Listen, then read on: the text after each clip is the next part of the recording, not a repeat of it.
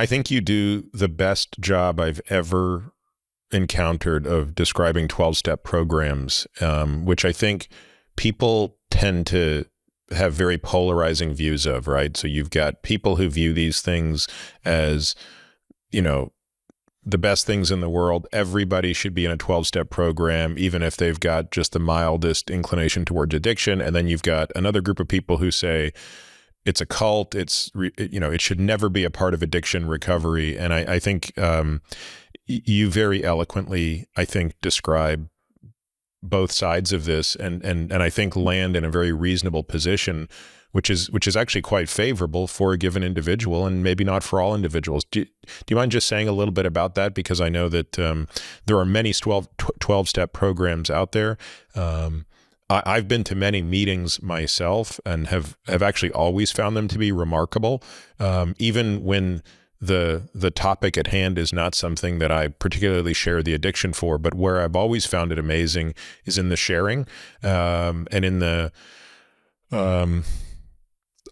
something that you described as the pro-social shame, right? So maybe say a little bit about your view on 12-step programs in the help of those who are struggling with addiction, and what pro-social shame means and why it's an important part of recovery.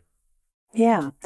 So I always like to say there are many ways to the top of the mountain, and everybody is going to take their own path.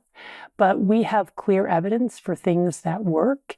And at the same time, there's, again, enormous inter-individual variability. So what works for one person may not work for another, but it would be good if all persons had access to all the different options so that they could explore what works for them. 12-step groups are not a treatment per se. They're not professionally led. These are peer recovery groups where people are helping other people struggling with the same problem. And they intentionally eschew affiliation with any kind of political agenda. There's no monetary, there's no fee structure. They don't involve themselves in money. All of that incredibly wise, recognizing that we humans are so vulnerable to kind of mismanaging and asserting our own agendas in these kinds of endeavors. And so to keep it free and accessible and everywhere makes the bar for admission much, much lower, which increases access. So even if you're talking about an effect size that may not be as large as some kind of professional mediated treatment, the simple fact that it's free and it's in every church or synagogue basement in the world or community center equivalent makes it already a very potent intervention. I think it's also important to acknowledge that for people with more extreme forms of addiction, that the 12-step groups may work even better than individual or group psychotherapy that's professionally led. And I refer folks to the Cochrane Review by John Kelly and Keith Humphreys and co-authors that really reviews the evidence and clearly shows that 12-step are an evidence-based treatment or effective intervention for people who actively participate. For reasons that I don't entirely understand, the press and the media and sort of the culture has been very 12-step bashing of late. I don't know quite where that comes from. I do think that it's important not to force people to go to 12-step or to say that's the only way to do it. But you don't want to also then, malign or get rid of something that's clearly very effective.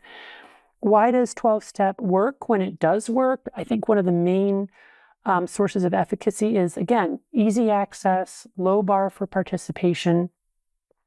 And it may be one of the few places left in modern society where people can show up and be their fully flawed and broken selves and be entirely accepted for that. Not just accepted, but where our brokenness becomes a positive social good. This may not even be true anymore in faith-based organizations where people are sometimes get so caught up in proving the bounties of believing that they are then loath or reluctant or even discouraged from disclosing the ways in which their life is not working out. I have a very good friend who's a theologian and a devout Christian who of late has stopped going to his church and instead is going to 12-step meetings. He does not in fact, have an addiction, but he gets so much nourishment from this coming together of people who can talk freely about their mess ups and their greed and the mistakes that they've made and their, shameful, guilt-ridden types of behaviors, and come out, the other side feeling better for it, less ashamed, more motivated to change those behaviors. And plus, the whole sponsorship program is so powerful, right? Where you get a sponsor, you work the steps. People can call their sponsors any time of the day, any day of the week. You can't do that with me. Like if you call me at midnight on a Saturday, I'm not going to get that message till Monday. And depending upon the clinical acuity, I might not return that call till Tuesday. That's not true for a sponsor. You can call a sponsor in the middle of the night, and that sponsorship bond, that person might even come over to your house. You know what I'm saying?